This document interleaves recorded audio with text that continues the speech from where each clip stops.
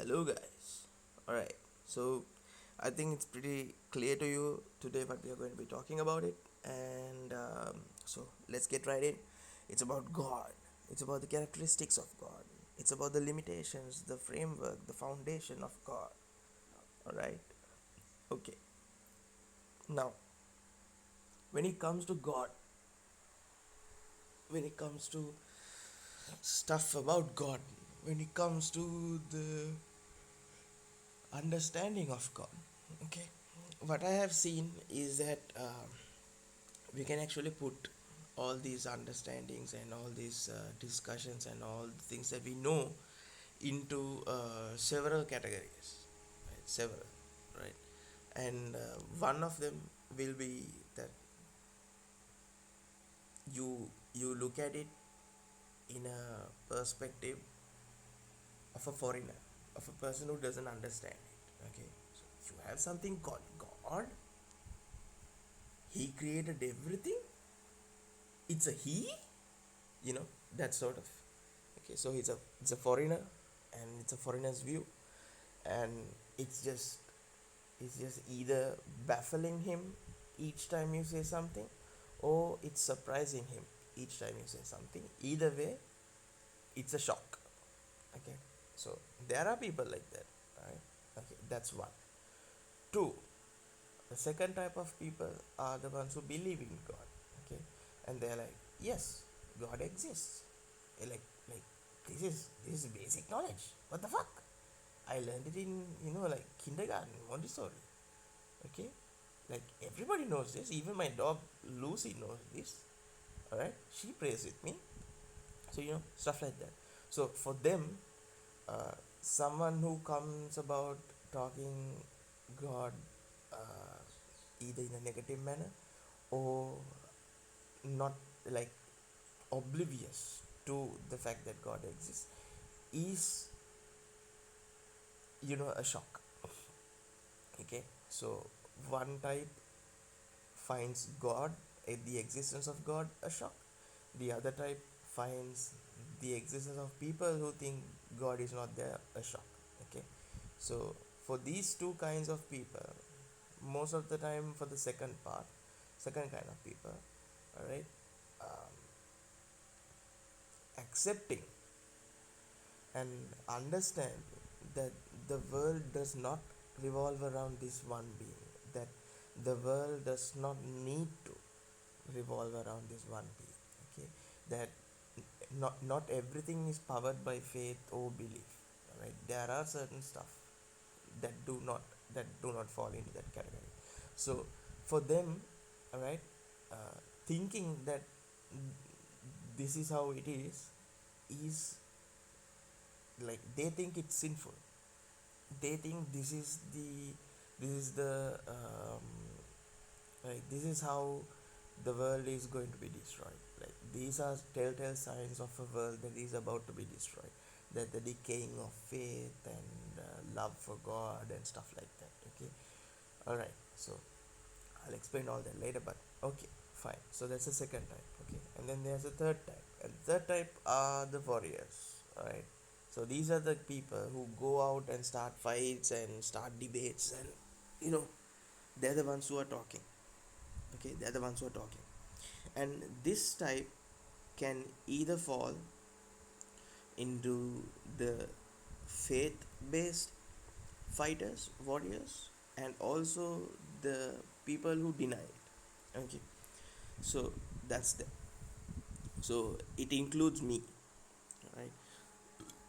It's not That is not the reason why I call ourselves warriors. Okay, I'm actually out of shape, and I'm not a warrior. I run, right? But still, that's that category. And also, there's another category who are actually sane human beings. Like they are they are okay to have a discussion whenever that is possible. They are open to the fact that they can talk with people, that they can interact with people regarding this topic, and that nothing bad will come out of it other than either more appreciation for God and more understanding for it. Okay, and they are not afraid to talk about it, like in the sense like they are open and outgoing, but they don't want to. Okay, like yeah, imagine, okay, uh, someone comes and asks you, is it okay if I jaywalk? All right, comes and asks you, is it okay if I jaywalk? Okay, so by law, jaywalking is prohibited, and you also know that there is a security, or else there's a police officer, all right next to that tree, who's waiting until someone jaywalks, and that this person might be caught.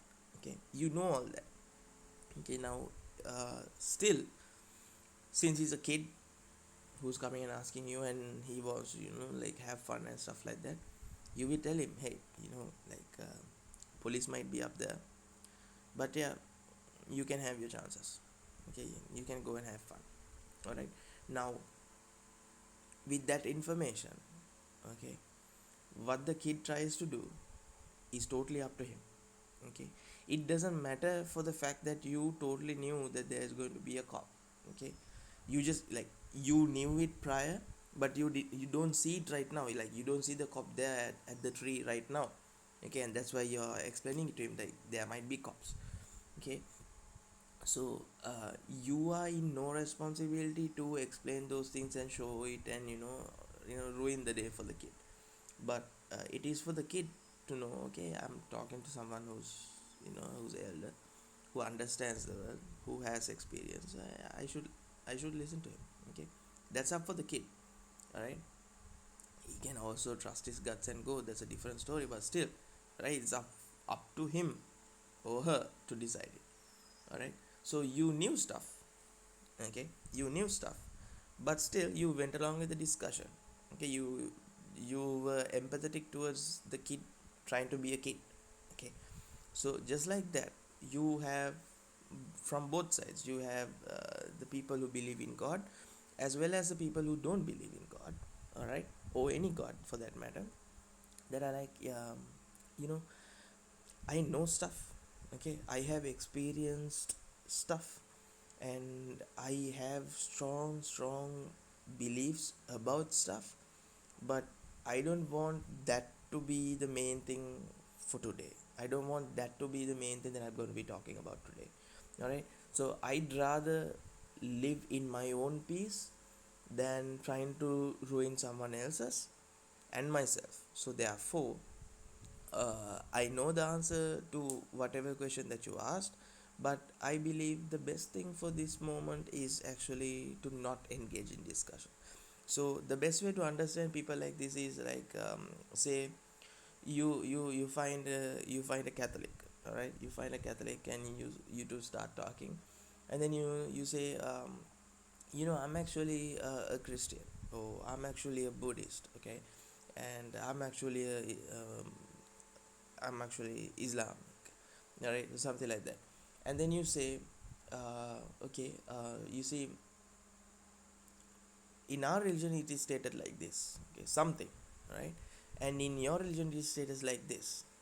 What do you think is the correct one, or what do you think is more likely to happen? Okay, so for example, in Buddhism, okay, eating meat, killing animals, killing anything in that regard, okay, for any reason, okay, doesn't matter what reason it is, killing, okay, taking a life of anything that is considered sentient, that is considered a living creature, okay, is bad, and you will suffer for it, like you will go to hell for it. Okay, that sort of understand, this is putting it very bluntly.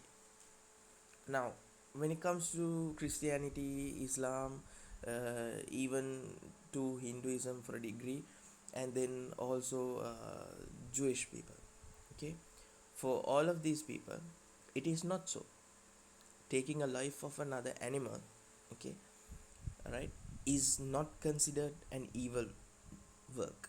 Okay, of another creature is not considered evil, and also in sometimes it is encouraged.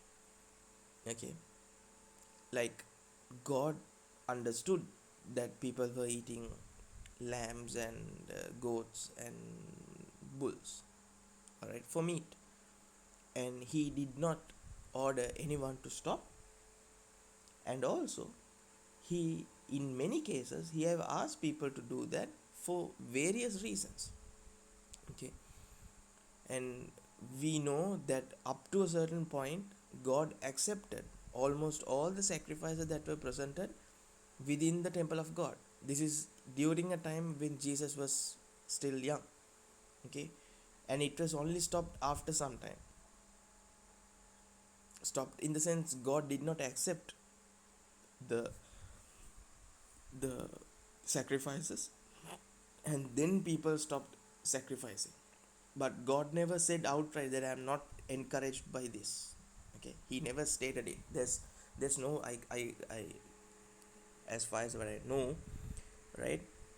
I could be wrong about it, but in that case, we can have a discussion on that also. A correction video, which I also like, right? Shows that I'm genuine. Anyways, so as far as I can remember, there's no place in the Bible or the Quran where it states God saying no, don't do this for animal sacrifices and stuff like that. Okay, it was, I believe, later only understood by the people because those sacrifices did not bring anything fruitful for them.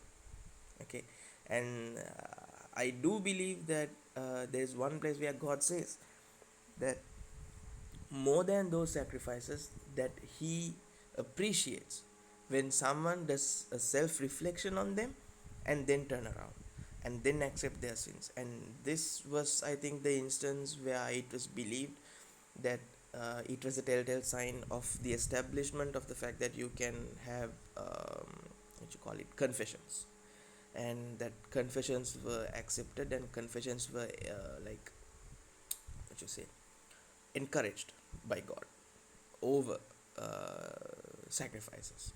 Okay, all right. So stuff like that. Okay, anyways, so two religions have two drastically different understandings about murder and killing. Okay, so one prohibits it regardless, like you say, absolutely, and the other is conditional. Okay, and the other is conditional, so it permits. All right, so these two people can start an argument, can start a debate, can start a fight even, all right, a barstool fight about this, just this one factor, that one is saying no, you cannot kill anyone, absolutely nothing, and the other is saying no, given the circumstances you should be able to. I don't find it wrong. Okay, so even when there's an instance for both of these people to start a fight, okay, a person that I am describing in this third category, uh, third or fourth, can't remember. So this, what will happen is, he'll be like, you know I think both of them are trying to say not to kill. God is also like outright asking for sacrifices in India, and yeah, even though he has not specifically stated, okay, this is what we should do. I can understand that since Jesus is a good guy and I believe God is a good person, then therefore it should come down to the fact that we shouldn't harm anyone. So therefore I think the best way to go about it is that we actually shouldn't harm any of the animals, and I should actually consider even trying to harm an animal for any reason. Okay, so therefore I think both religions are trying to convey something good and convey some good advice, and I think we should look at this in a much more human way, and actually take take precautions and do stuff based on our own intuition. Okay, and the Buddhists will also go like, yeah, what you say is true.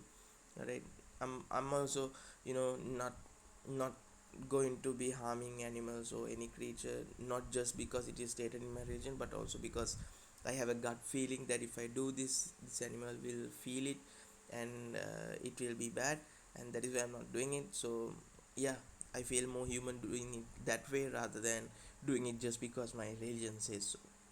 Okay, so those two people did not go to a debate, did not go to a fight when there was a potential for that to happen, and yet what they did was they accepted, they acknowledged, and they moved on. Okay, that's a good way to live. Okay, but I do not ascribe to it. Okay, I am much more of a person who will start a fight. Okay, so that's there. And then there's the, I can't remember, I lost count. Okay, and there's another category, and this category is the one that I hate the most. All right, this category, I call them echo chambers. Okay, why do I call them echo chambers? Okay, so they are in a small bubble, right? Maybe it's their own family members, maybe it's their own church and parish and friends, stuff like that, but it's a very very tight bubble. Okay, you find it in both camps. All right, be it religious, be it not religious. Okay, you find it in both camps, and these people, they are afraid, and by afraid I mean terrified. Okay, crumbling and rumbling and shaking when someone expresses that they do not believe in the version of God that they believe in. Okay, it could be in any religion. Okay, these people exist, right? So for them, the fact that a Buddhist is going to a temple and worshipping a big statue, ah, placing flowers and incense there, oh my god, this is Satan's work. This is the work of the devil.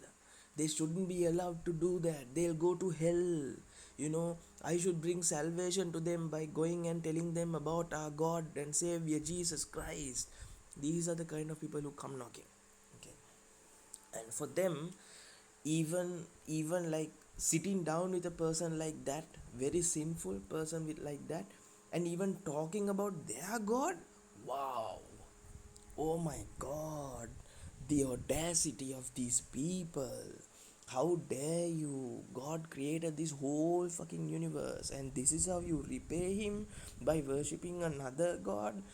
uh, you say you didn't have a choice, like you say you were born to this family of Buddhists, but still you know about Jesus, right? You have heard about him, right? Yeah, that's reason enough for you to leave your family and come to salvation. Okay, that is how it is stated. All right, you have to leave your family, you have to leave your kids. All right, if they still call you daddy, daddy, why are you doing this, why are you leaving us, you should tell them, I'm leaving you because of God. I'm leaving you because I want to be saved. You have to come. That's how you should go. Okay, these are the type of super villain level lunatics. All right, and they are in both camps. Okay, there's the people who believe in any version of God and deny everything else, and there are people who deny everything, all the gods. All right, and they don't want to hear anything else. They don't want to hear otherwise. All right. Okay, so I believe these are the camps, and then there's one that doesn't give a shit. Okay, they don't go to church, and they don't say no, I don't believe in God, but they do all the sin. Okay, they're definitely going to go to hell if God exists. Right, and they're there in both camps. Okay, so these are the categories of people. Now, whichever category you belong to, and whichever category you're coming from, the face of God, the way you see God, the way God is described to you, and the way you feel good about God is different.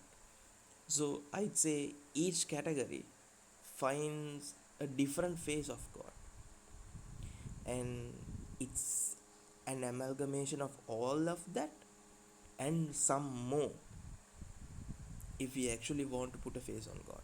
And that is only for the face. Okay, there's a body also, right? So all this is to say, all this is to explain that what we call God, even you, right, whoever it is that is listening, what you call God and what you understand about God and what you see about God, okay, what you feel about God is not 100%.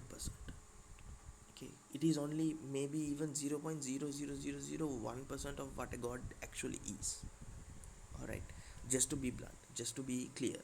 Okay, so trying to put um okay, trying to put a face on God and saying this is who God is, okay, you do not know that. neither do I to deny it. Okay, that's the beauty. Okay, you don't know for 100% that that is that, and you trying to do it is limiting God, and me denying it without knowing 100% about it is also wrong, and he's putting a limit on God. Okay, but that being stated, all right, that being stated, the best thing you can do, all right, is read the Bible. Okay, read the Quran, read the Torah, read the Hindu scriptures, read the Buddhist scriptures, read all these things. Okay, if there are 150 religions in your country, try your best to read the maximum number of books as humanly possible. Okay, try to read them all, see why these people call these different attributes to their versions of God. Okay, so for example, right, this is just a small example. Okay, so in the Bible, right, you find that God calls different characteristics onto himself. Okay, like God says I'm a loving God, God says that I'm a jealous God, God says that I'm a wrathful God. Okay, God says that he's cunning also, right? God is wrathful, we know for a fact, because he kills people. Okay, there are instances where he either directly or indirectly cause the death of people. Okay, regardless of what the reason was, it was stated like that. Okay, and he does not discriminate, he kills children, he kills adults, he kills old people, he kills like females, he kills pregnant women, he does not discriminate. Okay, and when it comes to his people, he asks them to go to different lands, start wars, and sometimes even end the wars that have been going on, and he orders them to go back into those villages where they came from and kill everybody. So like, kill your adversary, destroy them. Okay, so he is merciful, and also he is not merciful in some instances. Okay, he's loving, he's caring, and also he's not caring, and he's hateful and wrathful. Okay, so one way of understanding all this and putting this into your head and painting a picture about God is either you put all of those characteristics into one person, one being, and make one holistic being, all right, or you partition those characteristics into different people.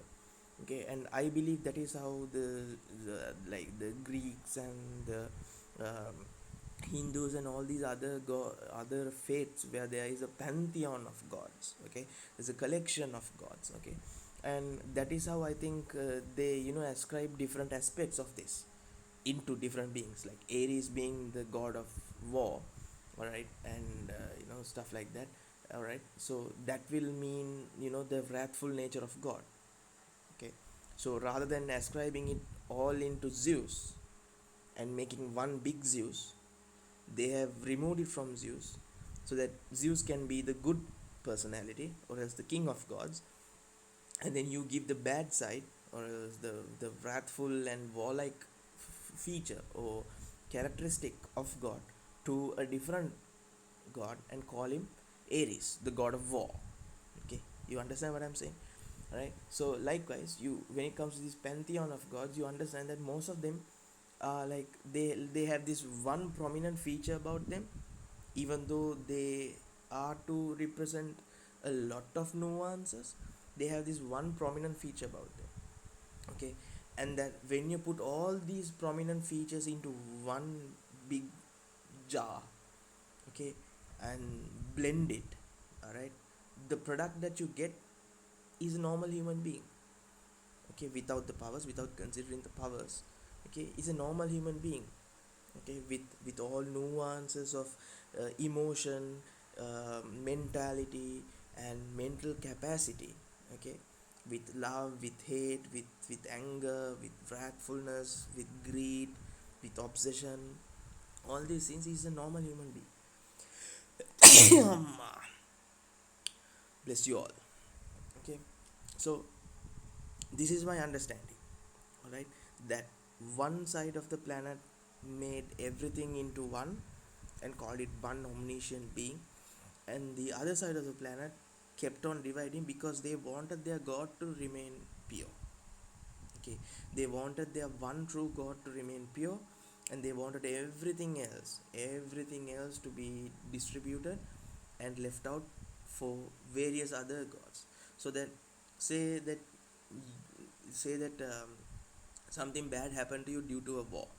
Okay, your family got separated or something like that, and then you need and you know that it happened, like if everything was in God, okay, then the warlike nature, okay, let's say the people who invaded you are also from the same faith as you are, okay, so how do you reconcile that angst, how do you reconcile that anguish, how do you reconcile that hatred that you have for these people who committed this against you? Okay, all right, so you know that these people are also praying to the same God that you pray.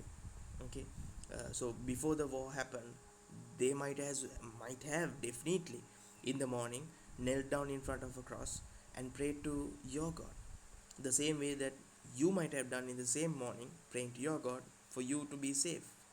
All right, and still only one side's prayer, or as one person's prayer was answered, like the person who said, God, I'm going out to do bad stuff today, right, but you know what the reasons are, I have nothing to hide from you, right, I'm not doing this out of an intention to harm people, but this is a necessity that we have come to a crossing of paths, and I want you to keep me safe and bring me back home. Thank you, amen. Okay, simple as that. And you might have been kneeling in front of the cross and saying, God, something bad is going to happen today, there's a war going out, and I want you to protect me and my family. Okay, we haven't done anything wrong, we are not going to harm any people, so therefore please be our savior and protector at all times. Thank you, amen. Done. Simple prayer, but only one was answered. Okay, only one was answered. All right, so because of this, all right, it might cause a fracture in your faith, it might cause a partition in your belief, and rather than having that which you believe is sinful, okay, the best way to do it is to actually have a personified different person whose whole idea, whose whole um, characteristic is causing war and trouble, and therefore you can direct all your hate towards that rather than directing it to God himself. Okay, so that understanding is how pantheons are made. All right, that's the best way I can come up with it. Okay, best way I feel that fits the story. Okay, so that is amalgamations. So, or else that is pantheons. All right, so these are the two camps that we have when it comes to God. These are the two understandings that we have come when it comes to God. Okay, so given this, all right, we can see that both teams are trying to understand one thing, just one word, and yet they have come up with two distinctly different methods of understanding it and explaining it, and both have done a great job. Okay, both have done a great job. While one type finds that God is all of this, and yet they claim he is not all this negative stuff, even when God himself says, I also have these negative stuffs. Okay, and then you have the other camp who say, yeah, God is not like this because this aspect belongs to this person, and that is not the God that I am worshipping to, that's a totally different stuff. But still, they try to claim that God is like this is God. All of these people are going to help you out. Okay, but when they start to call it, like do the call to action, okay, there's no one to take responsibility. Okay, like you can pray to Zeus, ask him for you to be saved, but still Ares is going to come down and back your ass. Okay, Ares is going to help the people who are backing your ass. So if you pray to Zeus, who is the king of gods, he can ask Ares not to do it. Okay, and still it does not happen like that. So what what gives? Either way, in both instances, from both camps, your prayers are not answered, right? So stuff like this happen, and both sides have strong suits, strong points to as to why they are looking at it in this particular way, and also both camps have reasons why their versions don't actually align. Okay, both parties do, and both sides have a hard time reconciling the fact that their god is holistic, that their god is like, this is god. You can't say that because you don't know that. All right. Okay. Now, the most unique thing about this is there is a third party, there is a third category that falls right between, okay, right between, where their whole religion, their whole faith, okay, does not, or else is not in necessity of a deity, of a creationist deity to even exist. Like, imagine, like, a boat is only useful if you're in the sea or water. Okay, a boat is only useful if you're in the sea or water. All right. A plane is only useful if you cannot travel there by land. Okay. Or if it is a very very long distance and you need to get there very fast. All right. A car is only useful if it is a very very long stretch for you to travel. Like the second point, that you need to travel is very very long and considerably will take a lot of time from you for you to traverse it. Okay. So all these things have a necessity with something that you lack. All right. And it is only there for you to use it in order to reach the gap of that lackingness that you have, of whatever it is that you're lacking. But say that all what you need is right with you. Say that everything that you need to, like, imagine a house being built on a boat that has wings, that also have wheels. Okay. Do you need anything else in that regard, if traveling is the main important component, and still you find everything, a supermarket, meat, everything, all of that you have with you, like you have stocked them. Okay, there's no reason for you to travel. You can stay at home as long as you want. Okay. So there are religions like that. There are religions that are teaching good, that are teaching behavior, that are teaching manners, that are teaching morality, that does not require the necessity of a god like figure to enforce it. Okay, they have their own merit system that runs without the need of a guardian or creator deity. Okay, like sometimes they don't even acknowledge it. Okay. And this type of religions, mainly coming from the eastern and like eastern side, yeah. Okay, these religions, the the the the fundamentals about them are that all of this is a natural way of life. Okay, all of this is in tune with nature, and whatever you do against nature will be recouped back onto you. Okay, so they give a big or a higher pedestal for nature and the laws of nature, and therefore anyone who's trying to define the laws of nature or defy the laws of nature is going to be put in place by nature. Okay. All right. So of these three camps, all right, I ascribe to the one in the middle. All right. And that is where my beliefs and my strong suit falls in. Okay, but I do not belong to any religion, I should outright state that, but this is what that is. Okay. So in all these cases, what you find is that either people are trying their best to fit god into a container that they have in hand, or they are trying to remove god from the container that they have and say it is like unimaginable. Or there is the kind of people who say, like, what what what good can come out of this. Like, okay, say for example, I understood god 100%. What does that mean to me? Nothing. It's not going to change the fact that I should live the rest of my life here. It does not change the fact that if I do bad I will go to hell, and if I do good I'll go to heaven.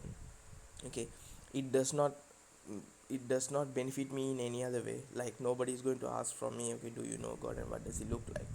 Okay, so therefore that information is just for, if that is all that information is going to do, which is self gratification, right, then I just don't want it, you know. I have no need to know it. Okay, because my life is good enough without knowing it. So if it is not going to change my life in any other way or any other drastic way, then I am still going to be this good without knowing it. So what the fuck? Okay, so these people, okay, they are not running away from it. Okay, rather they don't actively go in search of it. So that's where I will differ from them, because I am actively searching for it. Okay, because I do believe that it will have a big effect on my life, because there's a lot at stake. Anyways, so that is there. So these are the kinds of people, these are the types of people, these are the types of understandings and perspectives that are there in this world. Okay, that are there in this world. And the most disturbing camp from all of this are the people who deny the existence of the others. Okay, that is the camp that you need to be most scared of, because those are the people who will become extremists. Those are the people who will kill, who will cause chaos, who will cause murder, who will cause evil, just so that they can shut their eyes peacefully. For them, their version of the truth is the only truth and the absolute truth, and there's nothing else. So help me God.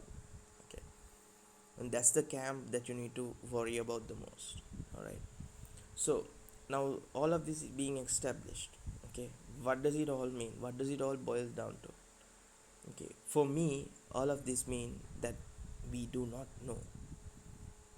We do not know. Okay, we do not know.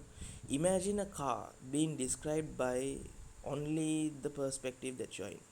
Okay, imagine I took you into a big garage, right? You do not know what a car is, you have never seen what a car is, all right? You sit down in front, let's say you sit down in front of the car. There's another guy sitting on the side of the car, and another guy on the other side of the car, and another guy on the back of the car. And they are asked to draw what they see. Okay, and they are asked to name it a car. All right, and then you collect all these four images, okay, four drawings, and you go and you present it to a person. Okay, and you give them only, like, let's say you present all these four images, and then you ask this person to describe it.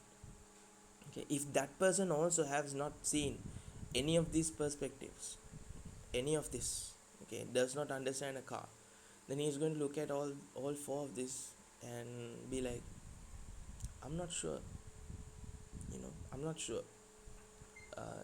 They look like, they're describing the same thing. They look like they're describing the same version, or as the same side of things. They look like they're describing the they look like they're describing the various sides of it, but they maybe put two and two together and find everything to be one, or they will not. Okay, they will say, I don't know what this is. I don't know what this is. Okay, either way. All right, either way, what this means is that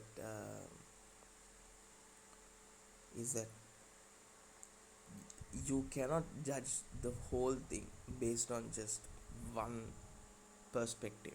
Okay, you need to have an understanding, at least 85% understanding about something before you place judgment on it, and that is still half-assed work.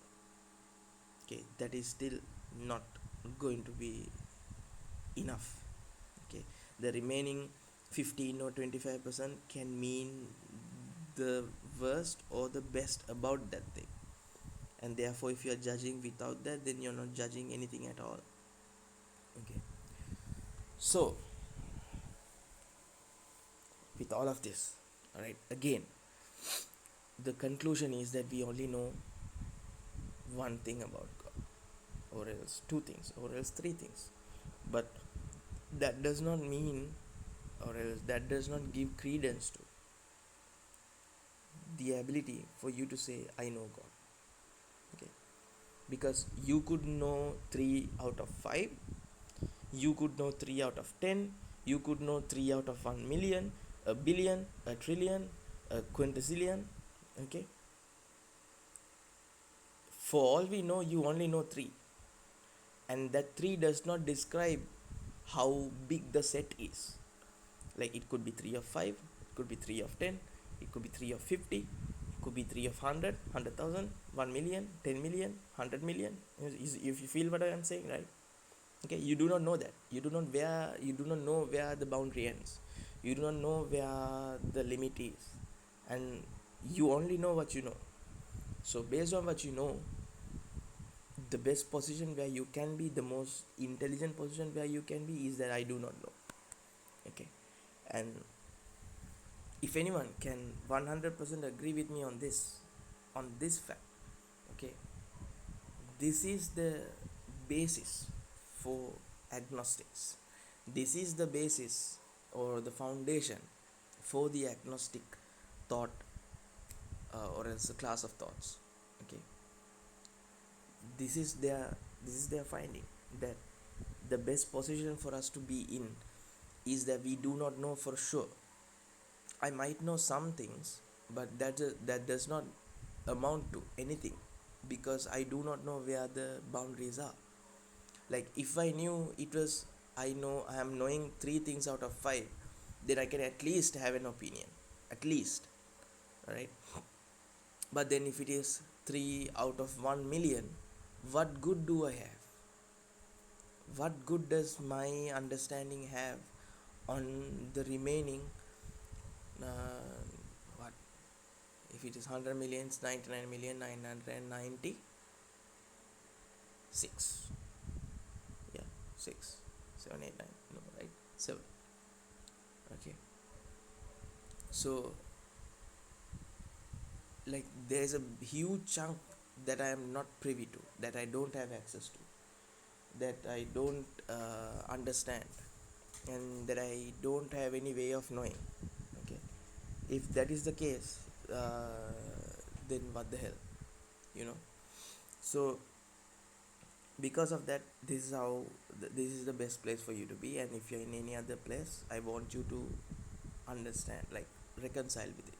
Okay, it's okay, it's not a problem, but do know that what you're saying is that you only know a limited amount, of which you do not know the full capacity, the full limit, the full enclosure, of which you do not know, and still you're making maybe an educated guess. But that educated guess can be and will be subjected to testing, vigorous testing. Okay, and that is what we are going to start right now. All right, so, okay, now we established that there are various phases of God. We established that we do not know 100% of God, and the best position for us to be in is that I do not know, right? Agnosticism. Now we are going to be talking about why that is the case, why that should be the case. Okay, and that is that, just let's just take the Bible, all right? Because I do wholeheartedly believe that most people who are listening are going to be much more privy to that rather than the Quran or the Torah or any other book. But if you are coming from those faiths and those beliefs, okay, do let me know, and I will make videos that appeal to you as well. All right, so based on the things that are mentioned in the Bible, okay, we know for a fact that God is a creator being.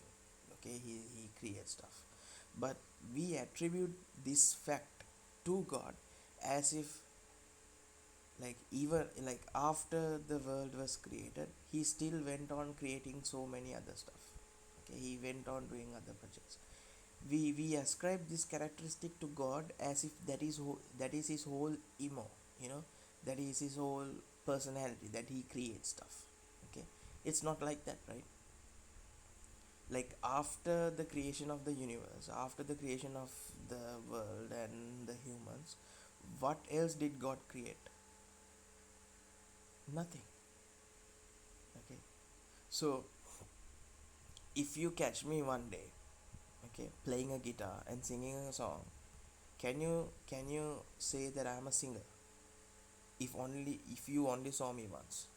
No, you cannot. I have not outright said that I am a singer, and you have no reason other than this one instance to believe that I am a singer. Just because I can sing, and just because I play guitar, and just because I did it in an event, okay, does not mean that I am always singing at events with a guitar. Okay, you cannot say that. You don't have enough reason to say that. Say that you met me 3 or 4 times, right? You can establish an understanding, but still you do not know that. It could be one, because I actually wanted to sing, I was singing there, or two, because it was one of my friends' requests and I had to be singing there, or three, it's just me having fun. Okay, right? None of these three will mean that I am a singer, a professional, or in any other way. All right. Say you saw me at a big huge event, all right, and say it was like broadcasters on a TV or a radio, and say that they introduced me saying that I am a singer, or that I am a very popular singer for that fact. Okay, say that happened. Okay, now you have enough credence to say, or enough reasons to incriminate me as a singer. All right. So just like that, all right, in the Bible you only find this one instance for God being a creationist God being a creator being. Okay, but anyway, all right, we'll let him have it. Okay, so God is a creator being. Okay, so he likes to create, he creates stuff. Okay, what else? So by definition, by the fact that he or she or whatever created this universe, we give him the absolute authority over it. Okay, without even knowing whether he or she is capable of it, we give him the absolute authority about it. Okay, and that absolute authority comes threefold. What is that absolute authority? That is that whichever God this is, it should be that knows everything. Okay, because if you created something, then it is a good enough position to say that you understand how you created it, that you understand what you created. Okay, that can be said, that can be argued, which I will, but still you can make that judgment call. Okay, so you created it, you know about it. Okay, that is one. Two, if you are powerful enough to create, if you are, yeah, if it is in your capability to create something like that, then it is also in your capability to destroy it, and therefore it is okay to say, or as it is educated enough to say that you have power over it, you have authority over it. Okay, so you become all powerful. All right, and then you find that in the beginning when God was creating the world, all right, like God described it saying most of the things he's saying, okay, God found it good, and therefore ends the creation there, and the next day begins. That was the third day. Okay, you find stuff like that where it says he saw that it was perfect, and then he saw that it was good. Okay, so thereby establishing a fact that God, or as the nature of God, is purely good. Okay, is benevolent, in many other words. Okay, so therefore you ascribe that also to him, saying that God has our best interests in mind. He's a loving, caring being. Okay, now all these three things, okay, at least two of the three, okay, mainly talk about his capabilities, like how how unimaginable and how unfathomable. Okay, how vast, how big it is, how yeah, yeah, how gigantic it is, right? And even if logic may say, okay, if you're the most powerful being, like if you're all powerful, like if you have all the power in the world, and if you're all knowing, then like logic will say this, can you create a big stone or a big boulder that is so heavy enough, or so heavy that even you can't lift it? Okay, so thereby trying to eliminate one of the two attributes. Like if you can't create a stone or a boulder that is so heavy that you can't lift it, okay, then that means you are not all powerful, okay, because you don't have the power to do that. But then say you created something that was so heavy that even you couldn't lift it, okay, then are you even all powerful? Because you can't lift it, okay. So by this argument, they are trying to take away one attribute of God, and that is being all powerful, okay. And then the second aspect of it is that God is all knowing. Now this is heavily contested, not by anyone who is going against God, or anyone who's arguing with God, but by God Himself. By God Himself. And how is that? Because God says man has free will. Okay, man has free will. So what does free will mean? Free will mean that you have the freedom of choice to do whatever it is that you want, okay, without consequences, for the relationship that you have with God or anyone. Like, say I have a dog, all right.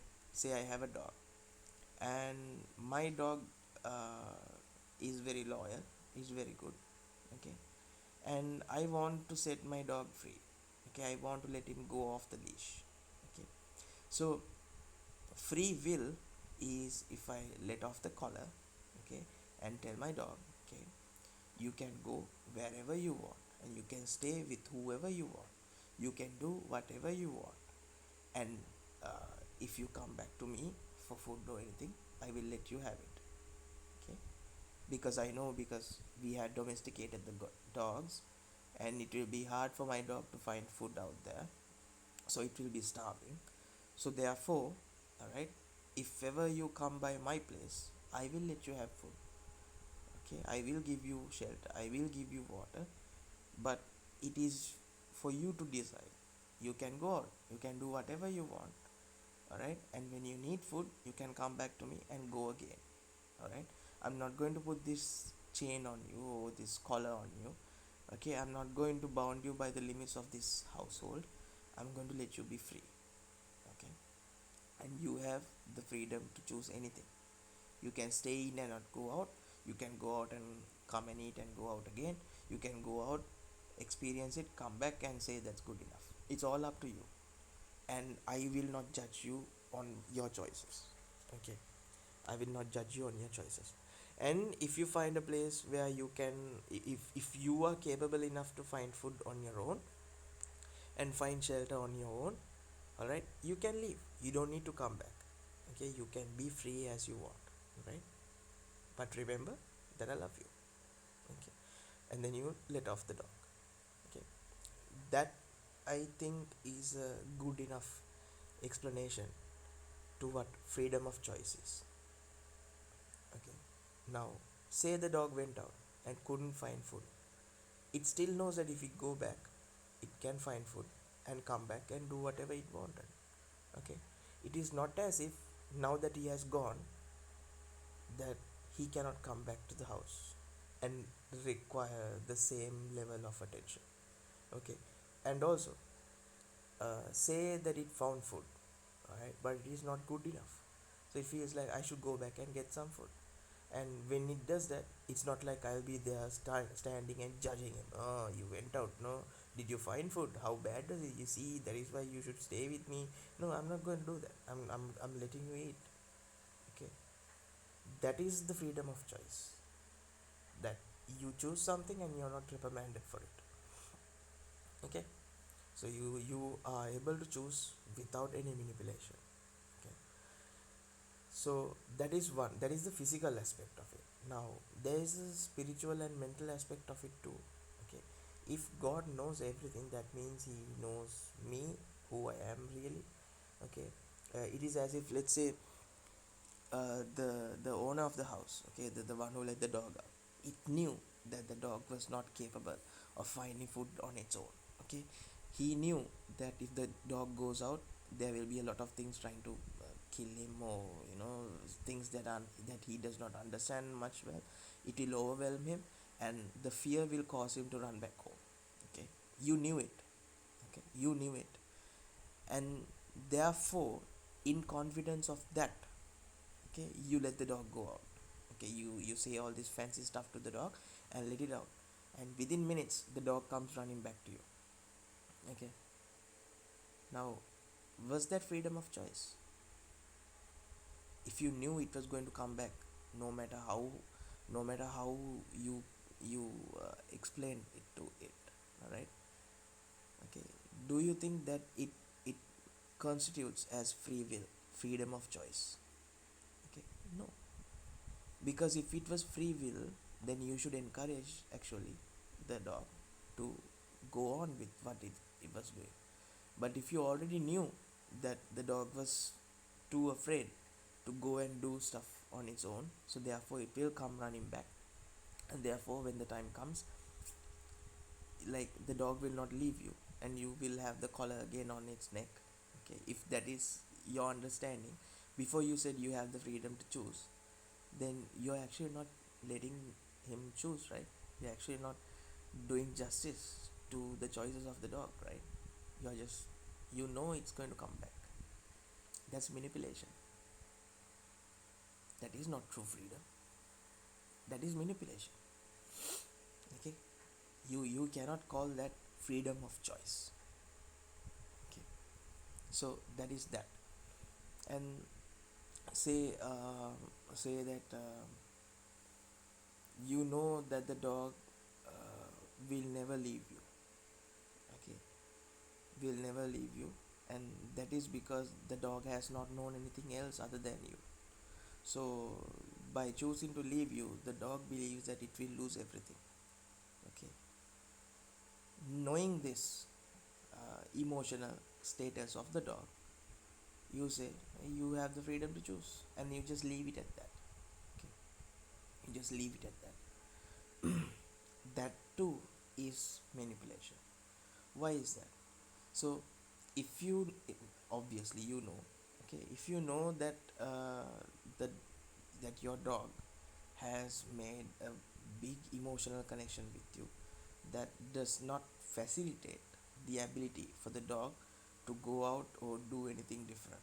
All right, if that is the emotional status of the dog, then if you need the dog to have free will, to have the freedom of choice, real freedom of choice, then you need to sit down with the dog, talk to him, and explain to him how that, regardless of what he believes, okay, that nothing bad is going to come out of this other than the exploration and uh, and the expansion of the dog's understanding about the world, because the dog will go out and see all these beautiful things, and see the world in a different light. Okay, so you encourage the dog to take a different choice. You encourage the dog to go and adventure, and you establish and explain to the dog that no matter what he does and no matter what choices he make, that he will always be accepted here. Okay, now you can say, however, that if the dog tries to bite you or kill you, something like that, then you're going to fucking thrash it. That's a different story. Okay, that is not what I'm saying. All things considered good. All right, this is about freedom. Right, this is about the freedom of the dog. Right, so that is freedom. That is freedom of will, or as free will. So you establish that. Now imagine after this, the dog comes to the understanding of all of it and still says, okay, I understand it, but I adore you and I appreciate you so much. All right, I would much rather explore the world and see all these things with you as a companion. All right, rather than trying to do it on my own and leaving you. So if you don't mind me, could you join with me and go out and I want to see the cemetery, I want to dig a bone out, can you help me out? Okay, now that is also a freedom of choice, because the dog chooses. It's the dog who's choosing, even with the understanding it's choosing you. Okay, that is totally fine. That is not manipulation. You saw that the dog lacks something in the department of understanding the aspects and the nuances of this freedom that it is getting, so you educated him about it without holding any information. Okay, you told him exactly and everything that is there to for him to know about it, and with that knowledge, with that understanding, it chose to say, you know what, okay, I like it, but I like the way everything is better than the way that you have explained to me. So how I will express this freedom that I have found is that I will want you to come with me because you're my friend. Okay, that is totally fine too. That is totally understandable. That should happen. That is in part freedom of choice. Okay, that is in part freedom of choice.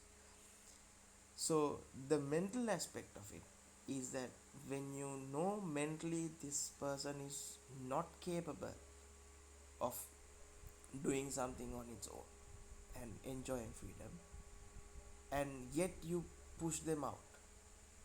Okay, because you know that the overwhelming information that it will find, that will shake him from mentally, that it will come running back to you. And knowing this, without filling information into that person's head and making him confident to choose otherwise, you leave it at that, you leave it vacant, so that he will come rolling back or she will come rolling back.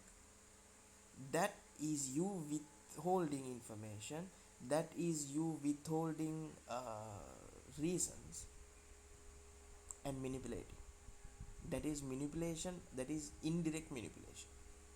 Okay, now the third kind is emotional. Okay, so you have the physical limitations of free will, the mental limitations of free will, and then you have the emotional limitation of free will, which is also somewhat like the mental part, but where it is much more of emotional uh, attack that you do to a person rather than mental. So in all three cases, okay, what you're doing is you know the outcome already. Okay, you know the outcome already, that they are going to be coming back to you, and with the confidence that you have on that coming backness of these people, you let them go out, you open your gates. Okay, that is manipulation, that is not freedom of choice. All right, that is not freedom of choice. So an all knowing being who knows everything, who knows all my actions, who knows all my thoughts, okay, who knows all my weaknesses, who knows all my strengths, who knows all my capabilities, who knows all my vices, okay, uses them. Because if God knows, like imagine this, okay, you have God, yeah, like you have a direct line to God, you have a direct call to God. Okay, you do something bad and God knows about it. Okay, God knows about it, and God is waiting for you to come and tell it to him. Okay, but then again, God because he knows everything, he should know the past, present, future. Okay, all three times. So God sees that in the future, that you are not going to tell it to him. Okay, but still God waits for you to choose otherwise, as if you have free will. Okay, how can you have free will if you know someone's future? That's like a train is set in a track, right? And the train should go on that track. There are instances where the train can switch between tracks, where there are interchanges. But if nothing is there, just imagine one, these toy trains that you have one track that is going round and round and round. Imagine you are this train, and this track is your past, present, and future. Okay, so God, seeing you, know that you are going to go straight like this, then turn a little bit left, a little bit left, a little bit left, like a half circle, and then you're going to go again straight across the room, and another half circle to the left, and then you're coming back to the same point. So this is your whole life. Okay, your start, your middle, and your end. Okay, God knows this. Alright, and God starts the train, God starts your life, so you're going around and round and round.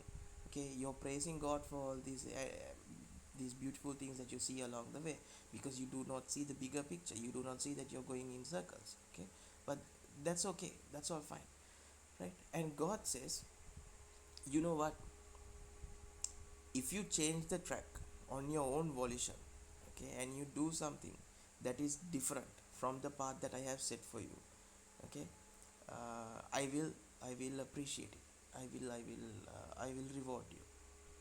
But if you are a train, and if you're going on a track, okay, and if you have no way of changing the track, your future, all right, if you have no way of doing it, how the fuck are you going to do it? How the fuck are you going to do it? Like, you're not a plastic factory, like you can't make another plastic track and an interchanger all while you are a train that is going. You're a toy train, you're a toy for a god. Okay, so it is not in your capability to do it. So that is why in the example of the dog, okay, the track, if the track was the life of the dog, okay, the dog couldn't change the future. Okay, so the god, or as the person who saw that the dog can only run in circles, all right, made certain changes to the dog so that wherever it turned to, a track would appear. Now, even with that information, the dog says, no, I'm still going to go around and round on this circle because I appreciate you and I adore you as my friend. That is true understanding and true admiration towards God. Okay, that is true admiration towards God.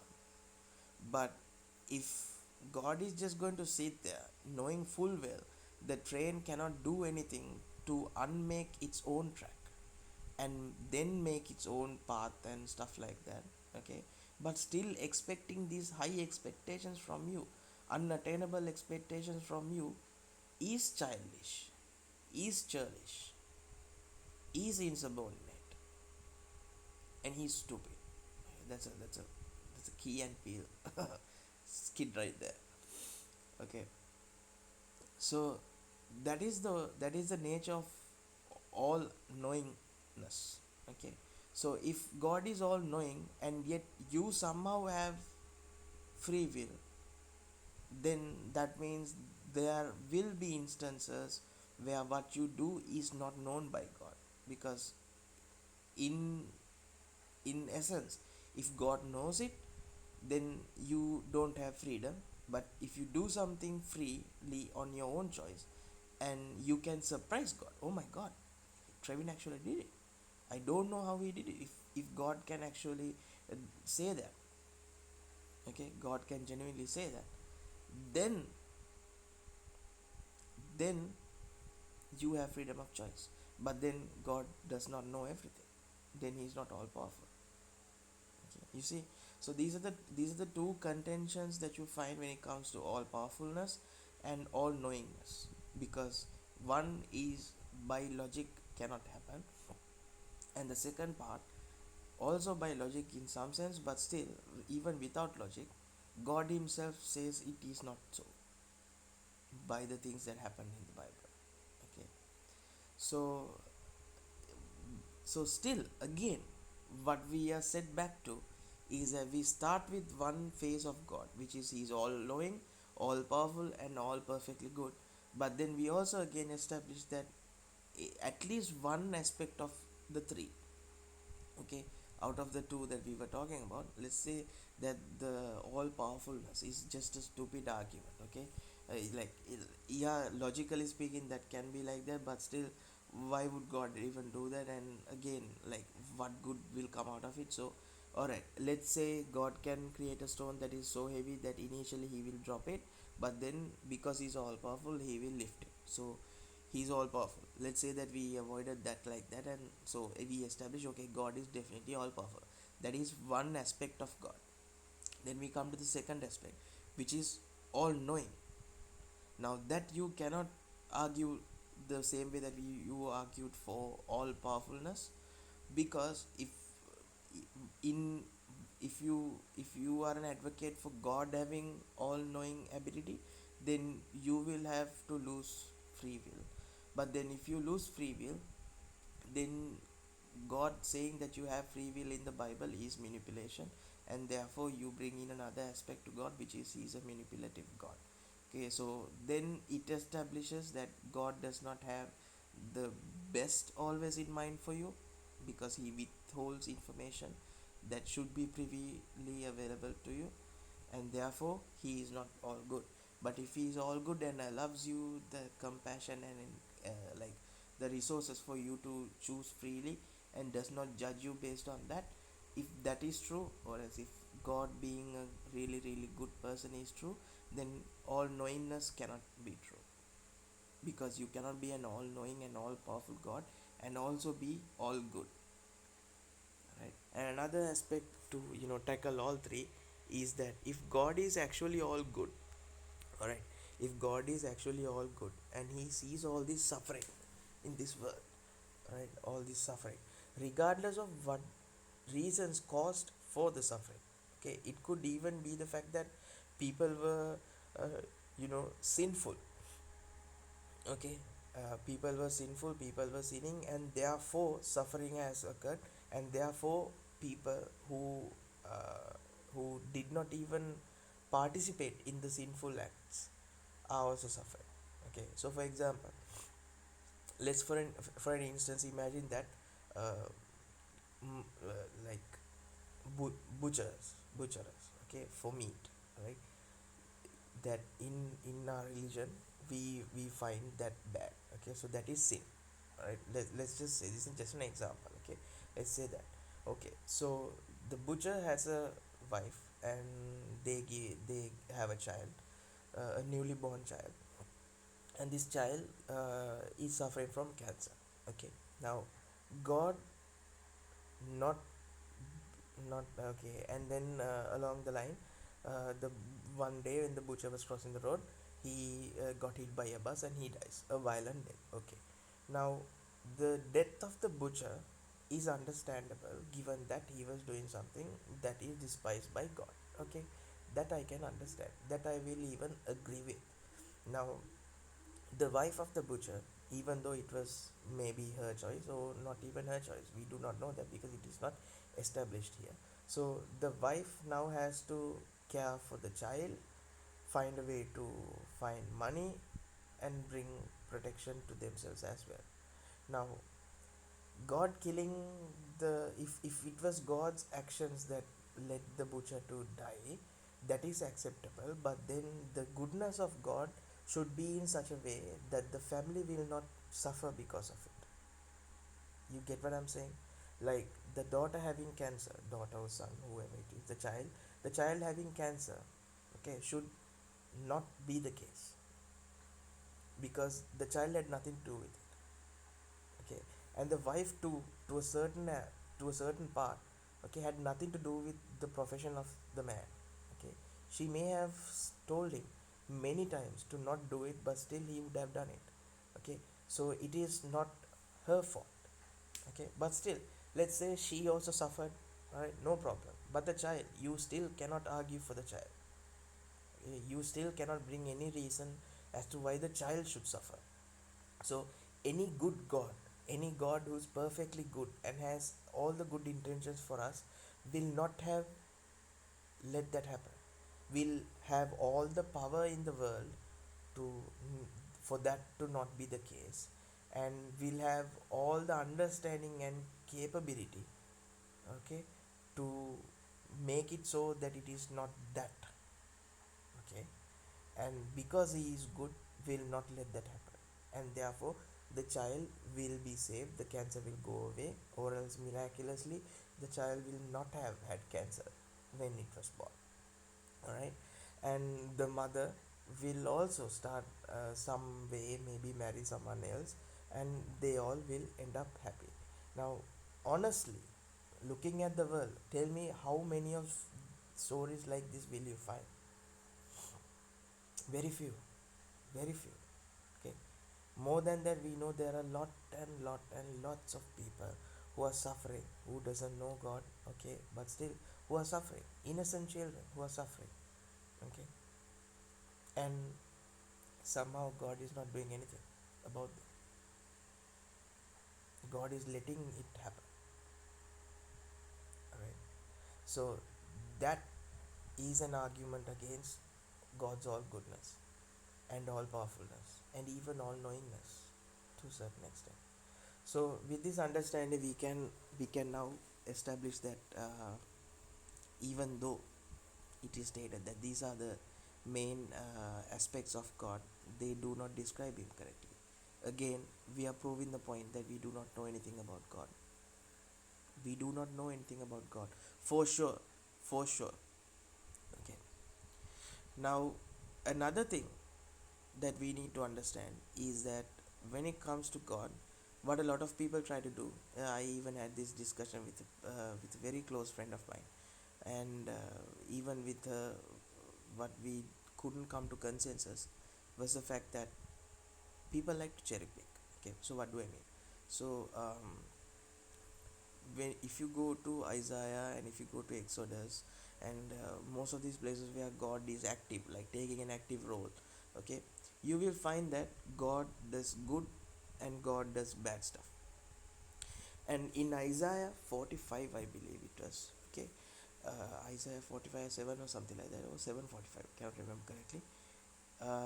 God says that everything comes from me, everything was created by me. Okay, I, God, did all these things. So he says that all, light comes from me, darkness comes from me. The heavens were created by me, the earth was created by me. Okay, and goodness comes from me, evil comes from me. I, God, do all these things. Okay, and in different versions of the Bible, this good and evil, these two words, they get replaced by other translations. But in whichever translation that you find and in whatever context that you find it, what God is giving us here is a revelation about himself. He is telling you, he is explaining to you that he is the embodiment of good and evil. Like he too is a being. Okay, that, like, if God created everything, and if he found it perfect, and if he found it all good, okay, that means it is in description, or else it is describing God. Like, imagine you wrote a poem. Okay, you're a poet and you wrote a poem, and you wrote the most vulgar poem that you can. Okay, most exuberant poem you can. Okay, that poem is going to reflect back things about you.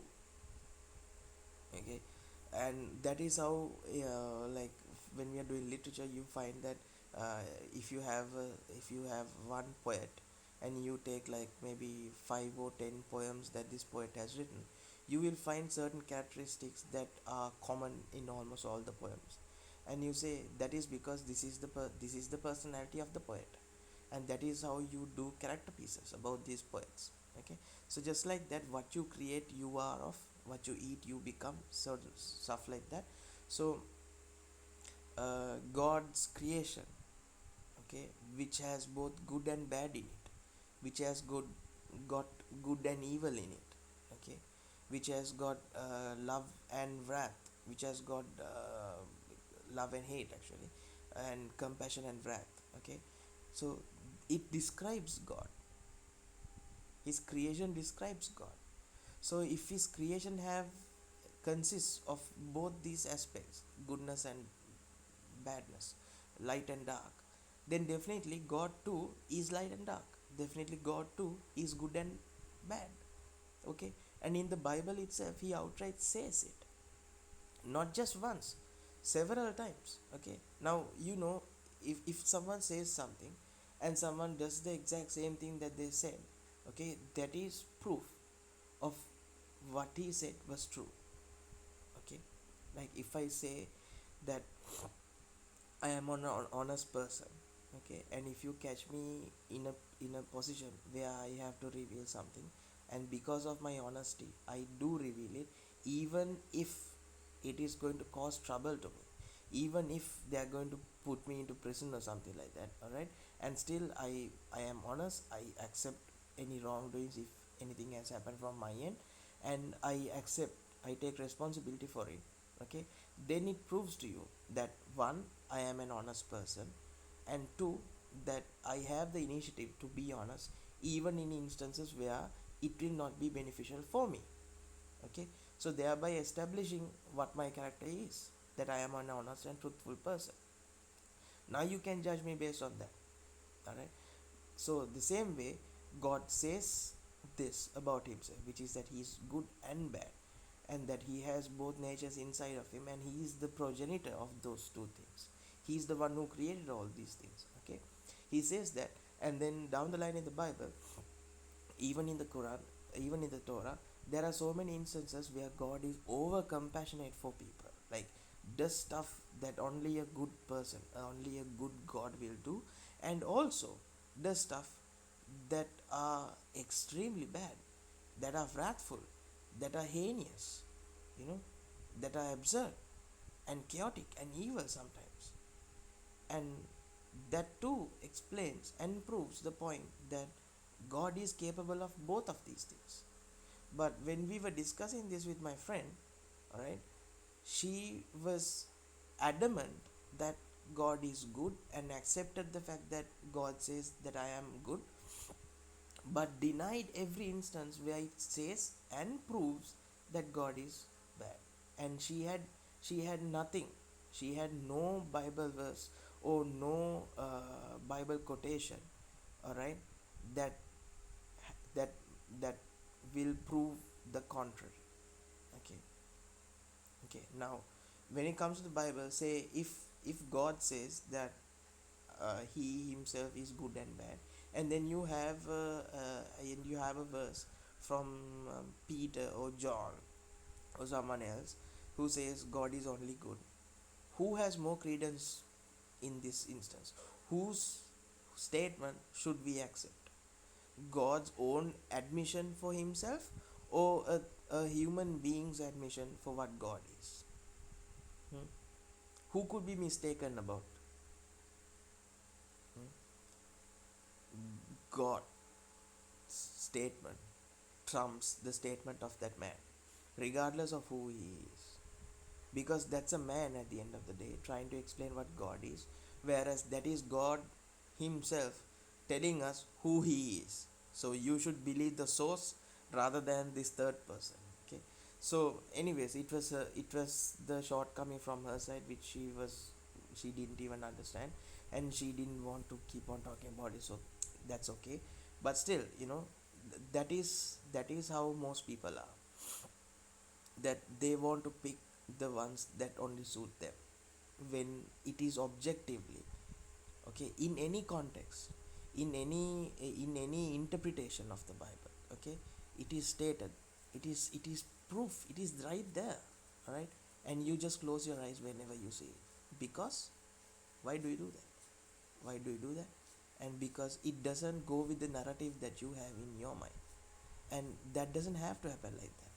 God is far, far greater than your narrative, right?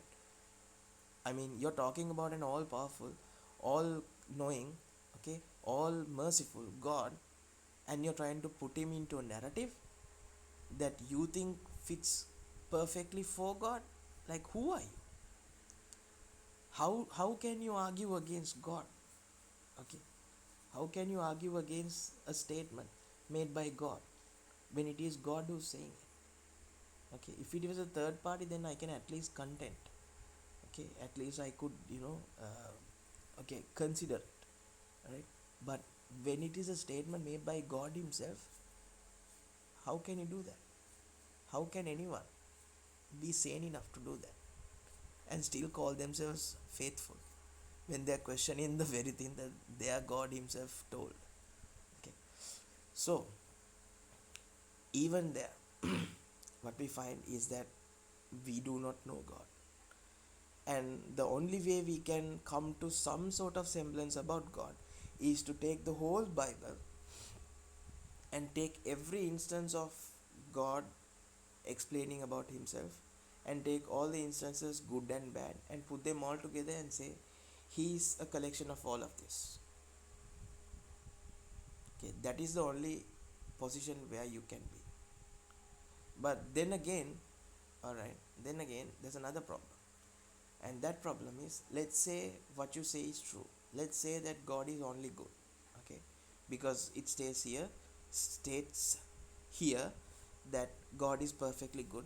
Okay, that is his one of his characteristics, core characteristics, and therefore evil things cannot come from him. Okay, fine. Then that means evil needs to come from some other place. Okay, you're not only saying that evil needs to come from a different source, you're also saying that the verse where God says evil comes from me, everything comes from me, let's forget evil, everything comes from me, that includes evil and other stuff. Okay, so everything comes from me, then that statement is wrong and incorrect and not true, and therefore God is lying in the Bible. Alright, okay, and therefore God is lying in the Bible. And also, it is not just one instance where God says I am, like, everything comes from me including evil. There are instances where God says I am wrathful. There are instances where God says that he is jealous. Okay, let's take jealousness. Okay, let's take jealousy. So is jealousy good? Like, is jealousy a good aspect, a good characteristic? No, we almost never find something that is born out of jealousy does good. Okay, can you say wrathfulness is good? No. Can you say murder of children, regardless of the context, murder of children, good? You cannot. You cannot. Okay, can you say that killing people just because of the fact that they do not worship your God is a good act, a moral act? No, you cannot. Because the only reason why you can justify it is because they are not worshipping your God. But that does not mean those people are inherently evil or bad. Okay, it could very well be the fact that they do not worship your God, but still they are much more pious and good and loving and compassionate to others than you itself. Okay, so if that is the case, then killing them, okay, you are actually killing an innocent person. Okay, inherently innocent person, that the only flaw in their character is that they don't believe your God. Okay, so if both of you and him, if both of you, from your life, if the God part was removed, then that person is much more better and needed for the society, given that he is so good and pious and very merciful to people, than you, who might have have sinned. Let's just say, for the argument's sake, okay, that you have sinned and you have a lot of shit going on in your life, that he might be more deserving of life than you, and yet somehow you get to kill him just because he doesn't believe in your God. Okay, that's just stupid, and that's that's cowardly. I don't accept that.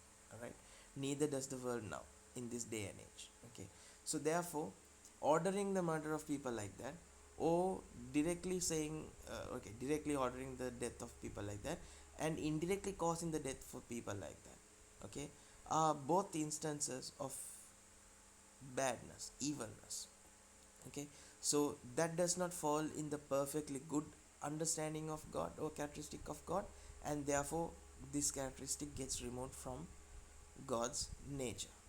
Okay, God's nature, because if goodness was the main thing that was driving God to do everything, then he will see that even though this person worships a different God, he still is a good person, and therefore will protect them rather than cause harm to them. We'll try to explain it to them. Hey, this God you're worshipping is not there. Like, I am the true God. Okay, come to me, and I will protect you, and I will give you care, and I will make you prosper. That's the way you should have gone about it. That's the way that a human being sees that is good, that you should have gone about it. But that being said, who am I to say? Okay, so any other way that is there. So either you disprove the fact that God is perfectly good using that, or you say, okay, God, even with that, evil comes from a different person, a different being, a different origin, and that is what is causing all this trouble. Thereby you are establishing another source for creation, thereby you are establishing another point of origin for creation. So then the creationist aspect of God is not only is not a unique thing. Then it is an aspect that belongs to another person, another God that is being shared. So either both of these gods should have the same capacity, same ability, just like one God is creating good stuff and the other point of origin should be spewing out all the evil things, and thereby establishing that both these powers exist. Okay, and now you are in a predicament where you have given life to a different God, and therefore you are sinning and you are going against your own God. Okay, so all this confusion in the Bible, right, all this confusion in the Quran, all this confusion in the Torah, all this confusion in the whole story itself is all to prove the point that God is powerful. Yeah, he is all these things, and he is none of them at all, that we do not know. Okay, and again we come to the same conclusion. We do not know. You cannot know. There is no reason for us to know. Okay, and therefore, all right, by saying God is always only good, or God is always all powerful, or God is always all knowing, is thereby putting a limitation on God, is thereby limiting God from his like maximum potential. Okay, so the best and actually most respectable, most glorifying position where you can be in, or you can say, or you can establish for God and to give God, is that God, you are so vast that I do not know. Okay, I can only imagine what is possible and not possible with you. All right, that is the position where you can be in. And if you're not in that position, then you belong to a camp that doesn't respect and understand God. All right, now that is the Christian version of God. Okay, that is the Catholic version of God, that is the Germanic God. Yeah. So the other thing that we should understand is that people believing in other gods doesn't concern you, and shouldn't concern you, and is none of your fucking business. Okay, people have the right to believe in whatever the fuck they want. All right, and it is in their own interest to keep on believing in it, and not to cause problems to other people. Okay, your God can be moving heaven and earth for you in your versions of the books and in your version of faith. Okay, can do all these things, can be screaming from his, like screaming with guttural noises, telling you go and convert others to my faith, okay, but still you have no right to do that. You have no right to do that, okay. Like, if Jehovah's Witnesses come to my doorstep, what I will do is just throw boiling water at them. Honest to God, I'm going to throw boiling water at them, because they have no right to come to my doorstep and try to talk about, or else try to convince me to become otherwise. You know what? It's a little bit extreme. What I'll actually do is I will let them talk. Okay, I will let them explain their, explain their reasons as to why they are here. All right, I will let them talk that at least. All right, and once they say, okay, this is the reason why I'm here, okay, this is the reason why I'm here, and we are actually trying to teach you about God. And if I say, I will say, I do not believe in God, and I don't want to talk about it. Thank you, you may have a nice day. All right. And if they still insist in talking, now I will do now I will do that. Okay, it's like, what was this movie that recently came out? um, I think it was The Heretic, yeah, where these two Jehovah's Witnesses come in, and this whole thing starts happening inside the house. So good as fucking movie. It was a good watch. Okay, so with all these things established, all right, with all these things established, all right, we have no right. I have no right to go to a person of a different faith and tell them, you're actually stupid, uh, for believing in all these things. All right, you shouldn't do that. You should repent. Like, you should stop this bullshit and start. I have no right to. I have no right to tell them that. All right, but say we got into a discussion, and it is the position for me to explain my stance, and it is the position for you to explain your stance, and now it is it is the state, or else it is the position where we are discuss. I'm saying a point 4 and you're saying a point 4, and we are discussing this. There we have the ability to agree and disagree. That I totally understand. That is what exactly I'm doing here. I'm just making my point. I'm putting it out there. And if you agree with it, you can agree with it. If you don't agree with it, you can mention it in the comments below, and we can talk about it. Okay, that is the civil way of having discussions. I'm not saying that shouldn't happen. What I'm saying is, I have no right to tell you that my version of the truth is the only version of the truth that there is, and that you should leave it. Okay, and you have no right to tell me that your version of the truth is the only truth, and that I am mistaken, and that I should repent or go to hell or whatever it is. And that cannot happen in any other form or fashion for any other faith as well. Okay, so Christians and Catholics and all these other religions, most of them are fine as long as they are not told to what to do. Like, like the Muslims, all right, like when it comes to them, all right, questioning their God, questioning their faith is like, you should be put to death.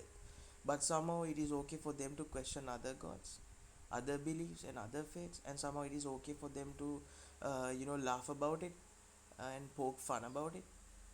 Somehow that's okay. That's hypocritical. That's evil.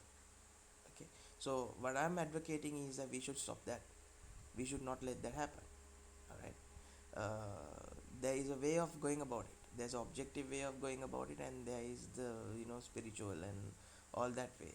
Okay, there are people who are objective. There are people who are absolutists, who need absolute physical reasons to believe in anything, and we should let them have it.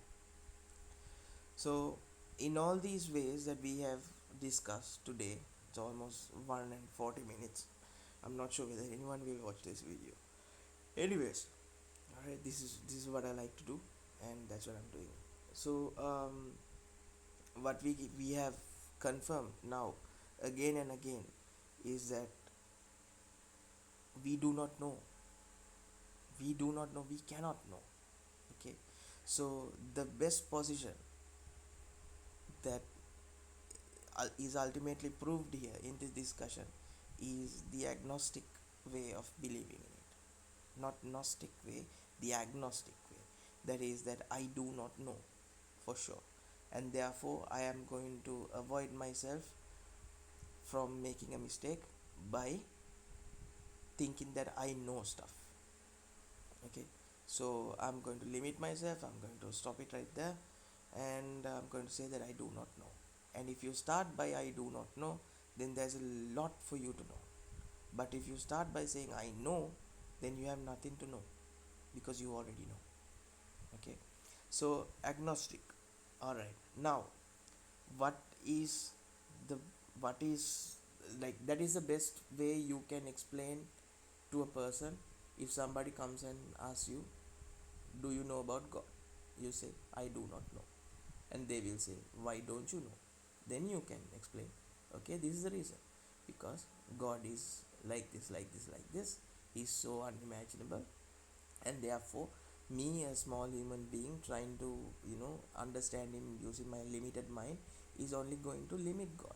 And therefore, I told you, I do not know. Alright. But if you want to know what I know about God, that's a different story. But to say that I know God for a fact, no, I do not know. Okay, and if any one of you have any other version of this, okay, or if you say, if you don't believe that you know God, then you're not faithful enough. God never said that. God never in the Bible said that if someone comes and asks from you who I am, and if you say you do not know, that it is a question of your faith. God has never said that. It is just you Karens who have made this up, and I do not agree, and I do not honor that. Okay, I have no reason to believe that you are a good and honest human being if that is what you say. You're a sick worm. You should be put to death for that. All right, so like you cannot put words in God's mouth, bitch. Okay, you can't do that. Okay, you either accept God as He is, which is unimaginable, like unfathomable, or you do not imagine at all and you let it be. Okay, you do not say, I know God, because I had this near death experience. I saw the tunnel, I saw the light, I saw angels, therefore I know God. God is only good, God is not bad. Bullshit. Bitch, you should have died that day. You should have passed through that tunnel and never come back, because that's the sort of bitch you are.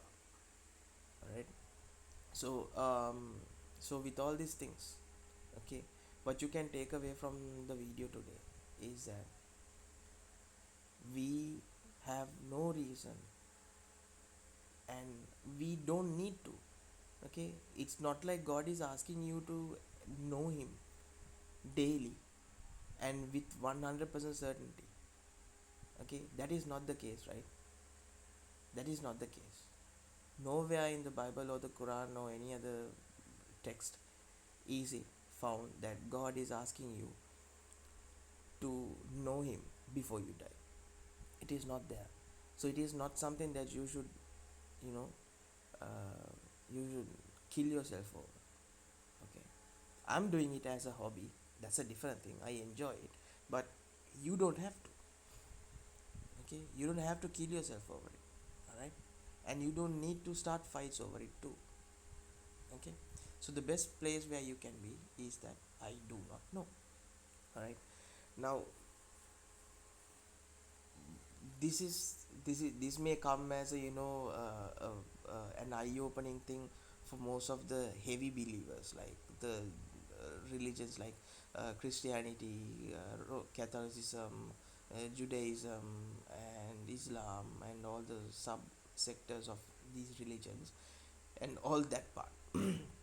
But when it comes to the eastern side, and when it comes to the side where these gods are attributed in different paths, okay, there also, okay, the same problems happen, but sometimes there are some leeways and nuances where, okay, one god has that, one god has that, so therefore this one rule doesn't apply to both of them, because both of them get to jump this rule because of various, mishaps. But even still, even there, What you know is you do not know all these gods perfectly, and therefore the best position for you on that side is also to say, I do not know.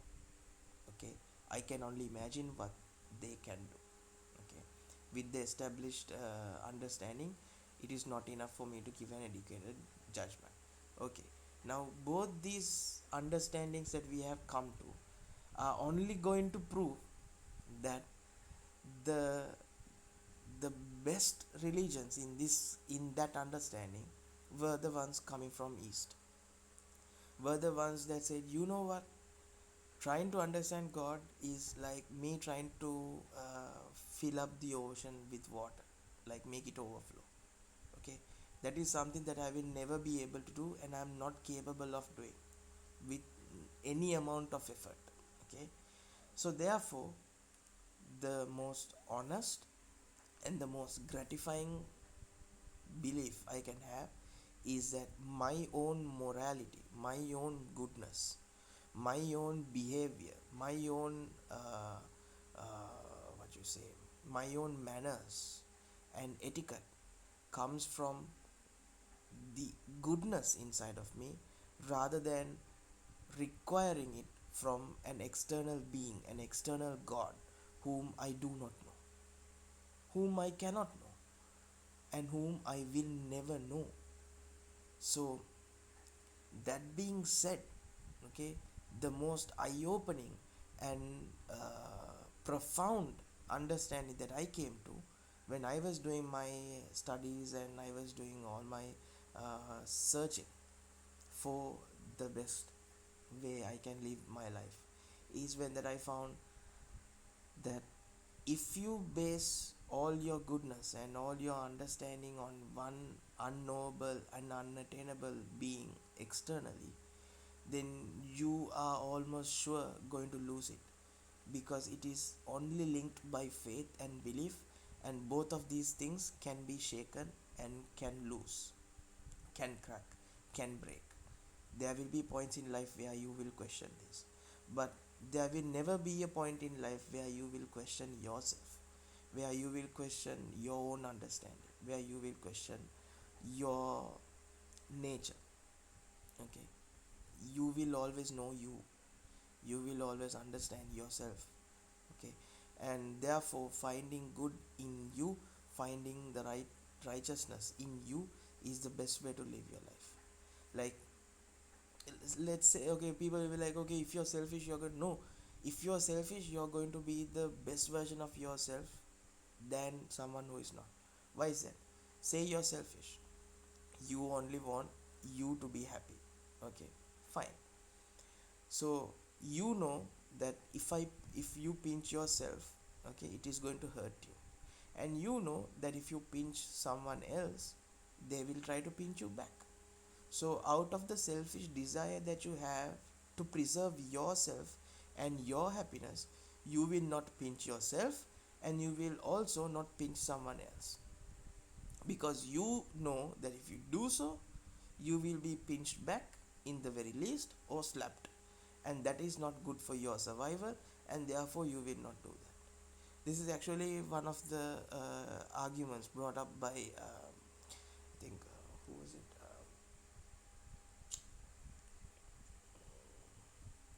my god, I forgot his name. I forgot his name. He's a very good person in the atheistic community, agnostic atheist community. I forgot his name. He's a little bit fat and chubby person, bald, very good and very argumentative. But still, that is what he explained.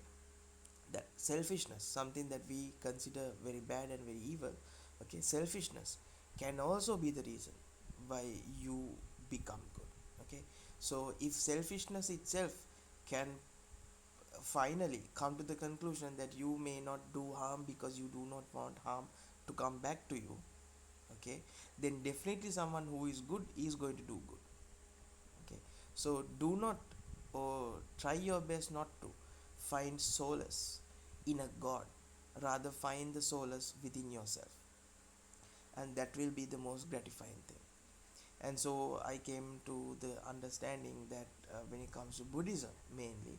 Okay, what most people, what that camp that doesn't even want to read a book, okay, what they do not know is that most people believe that Lord Buddha or Buddha, yeah, or the guy in the, the gold and yellow dress, okay, he is the god of Buddhists. No, that is not the case. In Buddhism, okay, the teaching of Buddhism does not rely on God. Okay, Buddha himself never said anywhere in the Buddhist scriptures that people should be honoring gods and worshipping gods and going after them. Rather, on the contrary, he said, do not do that. He said, do not rely yourself on gods. He said, do not go behind gods with incense and sacrifices and stuff like that, because you will be lost. Okay, and or else the Buddhist way of reconciling this notion is that they are also part of nature.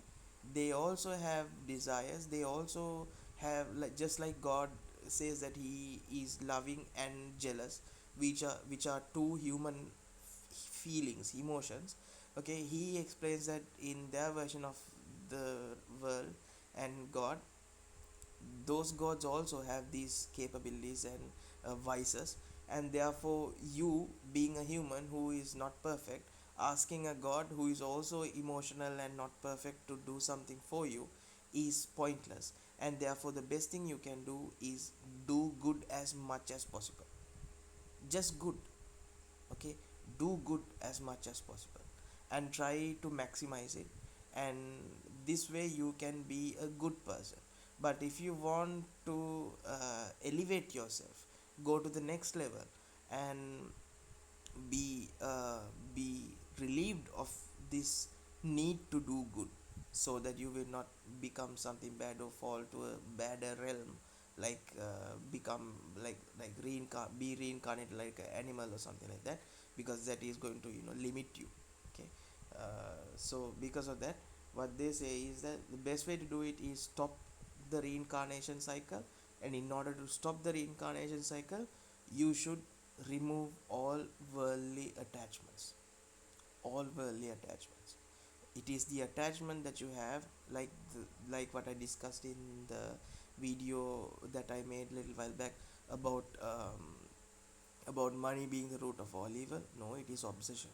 It is the attachment that we have for anything, that is the root of all evil.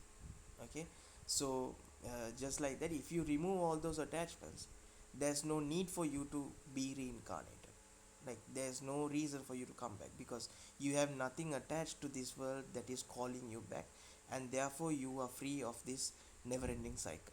Okay, for them, the respawning aspect of life, of nature, is like a slave being tied to a wheel. Okay, and that slave is only free if they break the shackles. Okay, so for them, life is never a good thing, life is a bad thing. If you're born, and if you open your eyes and if you see the world, then what you should say to yourself is, ah, shit, here we go again.